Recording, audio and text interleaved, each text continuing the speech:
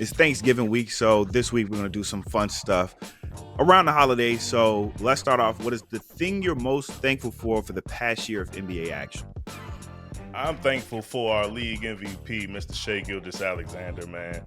And I mean, the dude is just an incredible basketball player. I guess we'll just start there. But I enjoy the way he plays specifically. Like, he's not one of these guards who's out here jacking a bunch of threes, which is easy to appreciate in this day and age where everyone's pulling a bunch of threes.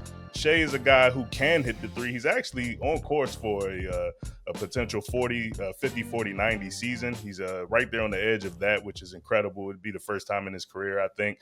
But that's not his game. He wants to get to the hoop. He wants to work the mid range. He wants to get to the free throw line. And it's just refreshing to see someone like that in today's day and age who can do that and be efficient doing it. And I think people are taking notes, right? Like Anthony Edwards is a guy who took 10 3-pointers a game last season. He's stepping back a little bit, down two threes a game, and he's actually working the mid range a little bit more. And I appreciate that part of the game is coming back a little bit. We don't want to see everyone doing it. Not everyone can be as efficient as SGA at it, but I just appreciate that we have someone so good at it, kind of bringing back some of that mystique of MJ. This is not Michael Jordan. I want to be clear about that. That's my GOAT right there, but I do appreciate that part of SGA's game. Man, this league is so wild. It's so unpredictable.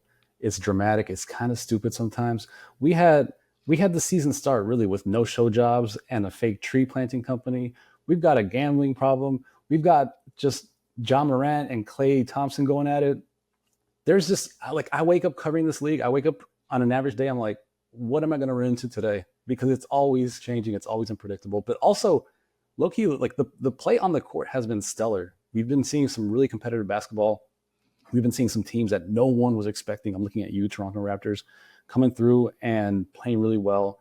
And on any given night, like the Nets beat the Celtics. And I know the Celtics are banged up and all that, but like it's competitive and it's been really entertaining. And I mean, I know a lot of people talk about ratings and whatever, but the product as itself, I can't complain. I've been fascinated. Yeah, for me, I'm most thankful for is the change in broadcast. I know for a while ESPN was very stale. TNT, like they just complained about players. The NBC and Prime broadcasts have just made basketball worth watching again. That opening night, it felt like this is what the finals should be. Player intros. We get the MJ conversation. You got Mike and Reg like bringing excitement to the game on the broadcast. And then Amazon, it feels like if you had barbershop talk with NBA players who just wanted to like educate you on the game and talk about basketball. There's no agendas being pushed. There's no conversation where catch me tomorrow on my show or catch me tomorrow at the 8 o'clock show where I'm gonna continue my rant. It's straight up talking about ball. And on the court, like Mhm. for the finals, ESPN had to do so many tweaks game by game because people were complaining about the field.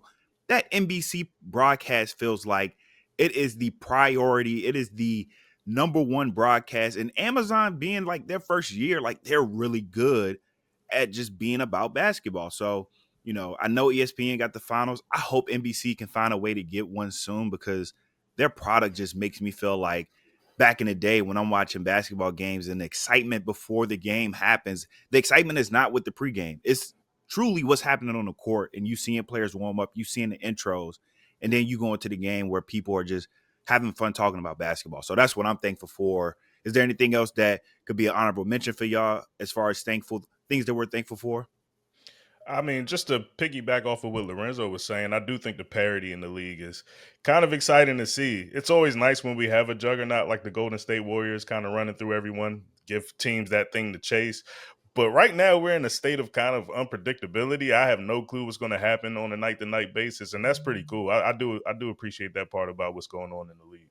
The last thing I'll say is the overall pace of the league, I think, is really fascinating because we got players, they're moving the fastest since player tracking started in 2013. This is the fastest players have moved.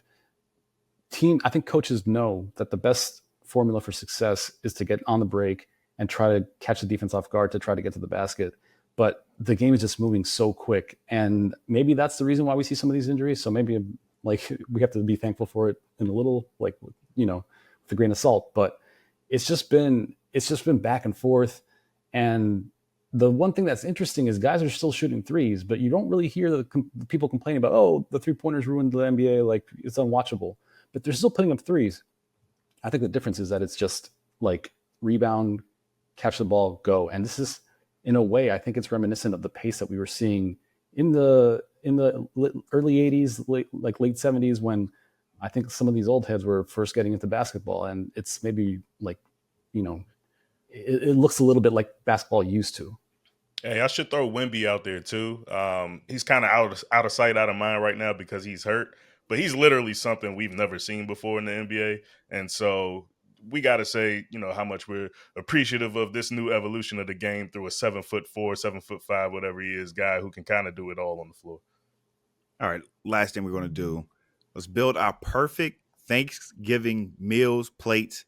Our starting five, let's do one main, 3 sides, and a dessert. Lorenzo, start us off. What is your top 5 Thanksgiving plate?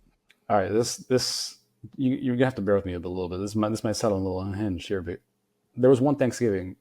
My dad got sick, and then he had then after that there were some travel issues. So it ended up being literally just me and my brother, and we were like, I was like, I don't even like turkey, man. He's like, I hate turkey. And I was like, all right, cool.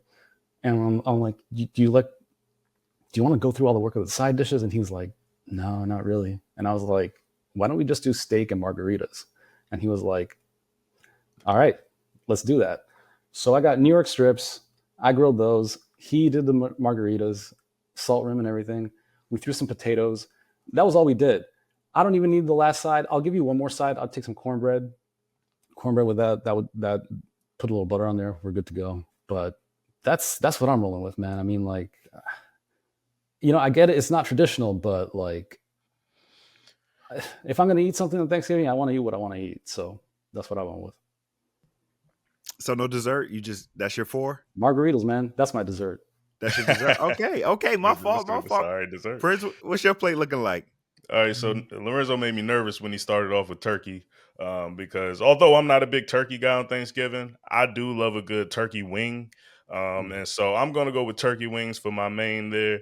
I like the way my dad prepares them or my sister. If one of those two are making them, I don't care how they do it. If it's Cajun, if it's smothered, I just need the tendernism to be there. Like if it's falling off the bone, that's the kind of turkey wing I want right there. For the size, I'll go with collard greens. Got to have a good collard. Mac and cheese obviously is a staple. And then I'm going to go with some sweet potatoes, really, because this is the only time of year I really eat sweet potatoes. So I'll go ahead and stick with that as a side. And then for my dessert, give me some pecan pie, man. I think that's something my grandma probably got me on, deep down in the South. We did eat a lot of pecan pie growing up. So I'm going to stick with the pecan pie there. All right. So I cook. So for me, I'm putting my fried turkey down there. Me and Sykes, we used to share recipes on the fried turkey, but I throw down with that fried bird, so that's gonna be my main. 2, got to go with mom's mac and cheese. Best mac and cheese in the planet. I don't care how your mom make it, how your auntie make it, how your dad make it. My mom's is supreme.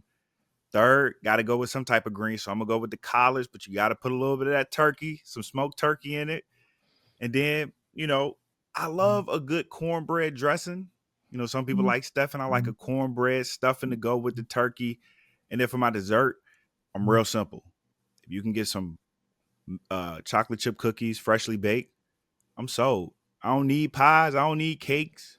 I don't need a margarita because Lord knows I don't want the bubble guts after eating after all that food and drinking a margarita. So for me, that's the perfect 5. You get your fried turkey, mac and cheese, you get your collard stuffing, and then you finish it off with some chocolate chip cookies.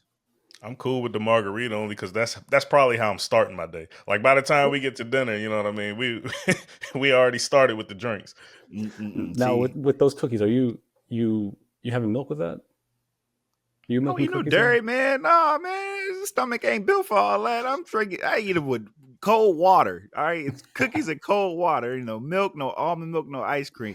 Because after all that food, bro, I need a detox, and the detox will be the cookies with some water. All right, that's what you got to do. I like when your detox is cookies, though.